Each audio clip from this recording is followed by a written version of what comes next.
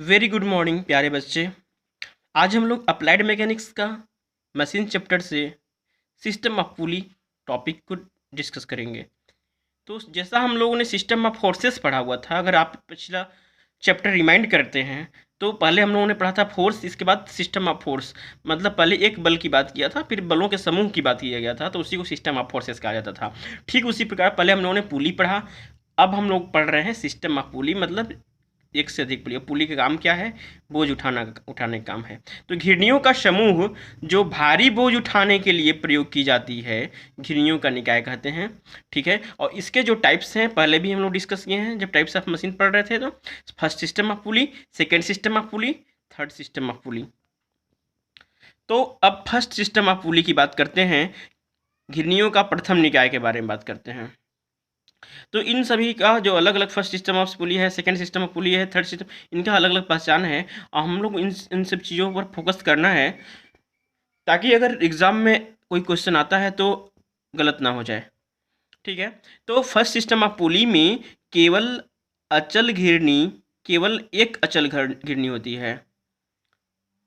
ठीक है।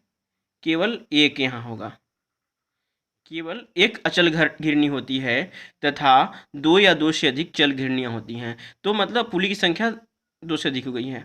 ठीक है। तो फर्स्ट सिस्टम में पुली में केवल एक अचल घिरनी होती है। ये जो घिरनी है अचल घिरनी है, जो डी पर है, क्योंकि इसका जो है ये पुली ब्लॉक को फिक्स कर दिया गया है। ठीक है। ये चल घिरनी, बाकी जो दो तीन घिरनी यहाँ दिख रही है क्या है? चल घिरनियाँ हैं, मूव कर सकती हैं। जैसे इसका लोड है, अभी यहाँ पे पुली है, लोड ऊपर उठेगा, पुली ऊपर उठेगी, तो पहले इसका सेंटर यहाँ है, बाद में सेंटर यहाँ शिफ्ट कर जाएगा। जब ये ऊपर आएगा तो ये रस्सी से ऊपर ये भी जाएगी, फिर ये भी जाएगी। ठीक है। और क्या पहचान है कि जितने भी नंबर ऑफ मूवेबल पुली होंगी, जैसे एक दो तीन पुली हैं, तो इसमें जितने रस्सी होंगे उनकी संख्या भी तीन होगी। जैसे पहली जो रस्सी है ये है, ये पहली रस्सी यहाँ बेस से आई है और पहली पुली से होते हुए दूसरी पुली के सेंटर पे ख़त्म हो गई है। फिर दूसरी जो रस्सी है बेस से आई है, दूसरी पुली से होते हुए तीसरी पुली पे ख़त्म हो गई है। तीसरी जो रस्सी है ये यहाँ से आई है, इससे होते हुए तीसरी पुली से होते हुए, और ये चौथी पुली जो है जो फिक्स पुली है उससे होते हुए कहाँ? यहाँ प्रयास हम लोग लगा रहे हैं उसमें, उस रस्सी में। ठीक है। इस प्रकार से तीन पुली, मतलब नंबर ऑफ स्ट्रिंग और ropes is equal to number of movable pulley, किसमें? फर्स्ट सिस्टम ऑफ पुली में बेटा। ठीक है। और प्रत्येक घिरनी के डोरी का एक सिरा दृढ़ आधार से तथा दूसरा सिरा ऊपर वाली पुली के सेंटर से बंधा होता है। ये सारा चीज़ इसका कंस्ट्रक्शन पार्ट है जो हम लोग देख रहे हैं। ठीक है। कह रहा है कि एक जो रस्सी है, रस्सी का एक सिरा बेस से लगा हुआ है और दूसरा सिरा क्या है रस्सी का? ये जैसे ये पहली रस्सी है बेटा, ये पहली रस्सी है, बेस से लगा हुआ है, और पहली पुली से होते हुए दूसरी पुली के क्या है? सेंटर से लगा हुआ है। दूसरी रस्सी है, पहला बेस से पहला एंड है इसका, और दूसरा एंड कहाँ जा रहा है? अगले उससे ऊपर वाली जो पुली है उसके सेंटर पे लग रहा है। ये तो हो गया। अब कंडीशन देखेंगे, अलग अलग कंडीशन देखेंगे, और अलग कंडीशन हम लोग क्या देखेंगे, क्या करना है हम लोग को। जब हम लोग मशीन पढ़ रहे हैं तो सभी मशीन का हम लोग को क्या पढ़ना है बेटा? मैकेनिकल एडवांटेज पढ़ना है, और एफिशिएंसी, और वेलोसिटी रेशियो, इसी टाइप का चीज़ हम लोग को पढ़ना है। ठीक है। तो कंडीशन फर्स्ट में क्या है?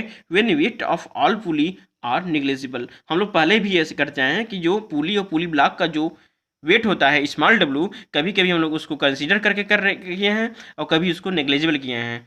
तो ये जो पहला जो केस है, जब हम लोग क्या करते हैं कि पुली का जो वेट है स्मॉल डब्लू उसको कंसीडर नहीं किया जा रहा है, केवल लोड को कंसीडर किया जा रहा है, और डो क्या है? एफर्ट को। ठीक, वो तो कंसीडर करना पड़ेगा। आगे फर्स्ट मेथड है, सेकंड मेथड क्या करने के लिए? वेलोसिटी रेशियो और ए में निकालने के लिए मैकेनिकल एडवांटेज। फर्स्ट मेथड में क्या कह रहा है कि for X upward displacement in load there will be 2x upward displacement in rope of pulley 1। ठीक है। ये बोल रहा है कि अगर एक्स अप डिस्प्लेसमेंट इसका होगा इन लोड में, लोड अगर एक्स डिस्टेंस ऊपर उठेगी तो क्या है? डोरी जो है अपवर्ड डायरेक्शन में 2x उठेगा। ये x इधर जाएगा तो x ये भी ऊपर शिफ्ट होगा, ये भी, तो x इधर x इधर, ठीक है। क्योंकि x इधर शिफ्ट नहीं हो सकता है, क्यों बेटा? क्योंकि ये रस्सी यहाँ से फिक्स की हुई है, तो ये इधर न जा करके इधर ही 2x चला जाएगा, ठीक है, समझ में आया? W जब हमारा x ऊपर जाएगा तो ये पुली भी x ऊपर जाएगी, और ये पुली जब ऊपर जाएगी तो ये सब भी ऊपर चले जाएंगे, दोनों एंड इसका, तो इधर भी x चला जाएगा, इधर भी x चला जाएगा। चूंकि ये जो रस्सी है बेस से यहाँ क्या बंधा हुआ है, फिक्स किया हुआ है, तो ये तो ऊपर जा नहीं सकती है, तो इससे सरक करके इधर 2x चली जाएगी, ठीक है। अब होगा कि 2x डिस्प्लेसमेंट इसमें हुआ, तो जब 2x ये ऊपर जाएगी तो 2x के साथ ये भी रस्सी 2x ऊपर जाएगा, ये भी रस्सी 2x ऊपर जाएगी, लेकिन इस रस्सी में, इस रस्सी को यहाँ फिक्स किया हुआ है, तो 2x इधर ना जा करके 2x इधर हो जाएगी, तो इधर 4x हो जाएगा। अब 4x इसको हम लोग ऊपर शिफ्ट करेंगे थर्ड को, तो 4x इधर वाले रस्सी में हो जाएगा, 4x इधर वाले में। क्योंकि ये भी रस्सी यहाँ पे बंधी हुई है, तो 4x इधर नहीं ऊपर बढ़ पाएगा, तो किधर जाएगा? इधर जाएगा बेटा, तो इधर 8x हो जाएगा, और 8x जो इधर जाएगा, ये रस्सी 8x नीचे आ जाएगी। मतलब हुआ कि हम लोगों ने W को x अगर हम लोगों को खींचना है, x ऊपर करेंगे, तो हमारा जो प्रयास है वो कितना नीचे आ जाएगा? 8x आ जाएगा। कितने पुली हैं? जब 3 पुली हैं। एक इसका है, समझ में आया होगा आपको कि in such a way displacement of p in downward direction is equal to 2 into 2 into 2x is equal to 8x। अगर वर्किंग इसका जो नहीं समझ में आया हो तो फिर से वीडियो को बैक करके देखिएगा आप, जो बताया गया है। तो V R is equal to हो जाएगा कि डिस्प्लेसमेंट ऑफ p और डिस्प्लेसमेंट ऑफ w। बेटा डिस्प्लेसमेंट ऑफ w हम लोगों ने x किया है, और p का डिस्प्लेसमेंट अभी देखने के बाद पता चला कि 8x हो रहा है, तो 8x upon x is equal to 8। अब हम लोग इसको देखेंगे कि क्या है 8 कैसे आ रहा है, 8 को अलग फॉर्म में लिखेंगे, तो 8 को हम लोग इस फॉर्म में लिखेंगे कि 3 पुली है मूवेबल, तो 8 इज इक्वल टू पावर 3, और 3 क्या है? जो पावर है नंबर ऑफ मूवेबल पुली है। इसी प्रकार से अगर बेटा हम लोग बात करेंगे कि if number of movable pulley is n, then क्या होगा? B R is equal to 2 to the power n। ये हो गया वेलोसिटी रेशियो का। चूंकि बेटा हम लोग अगर आइडियल केस की बात करेंगे कि कोई मशीन आइडियल है, तो आइडियल केस में क्या होगा कि एफिशिएंसी 1 होती है, और एफिशिएंसी का फार्मूला होता है n equal to M A upon V R, और जो एन एफिशिएंसी 1 है तो एम ए इजकल टू यहाँ से वी आर। ये मैं बार बार बोल रहा हूँ, ये आपको याद हो जाना चाहिए। तो M A equal to V R equal to power n। ये हो गया फर्स्ट मेथड। सेकेंड मेथड में, चलिए सेकेंड मेथड की बात करते हैं। यहाँ भी हम लोग वही काम कर रहे हैं। तो यहाँ पे क्या कर रहे हैं कि अलग अलग जो रस्सी है सब में अलग अलग हम लोग टेंशन देख रहे हैं कि इसमें T1 टेंशन है, इसमें T2, इसमें T3 T4, T1 T2 T3 T4 इसलिए नहीं हो रहा है कि ये जो रस्सी है अलग है, अलग अलग रस्सी में अलग अलग टेंशन होगी। अगर रस्सी एक ही है तो उसमें टेंशन अलग अलग नहीं होगी। जैसे ये रस्सी है आपकी, ये रस्सी है, ये पूरा यहाँ से एक रस्सी है, इसमें हर जगह T1 टेंशन है। ये दूसरी रस्सी है, हर जगह T2 टेंशन है। ये तीसरी रस्सी है, हर जगह T3 टेंशन है। ठीक है, ये आपको क्लियर हो रहा है।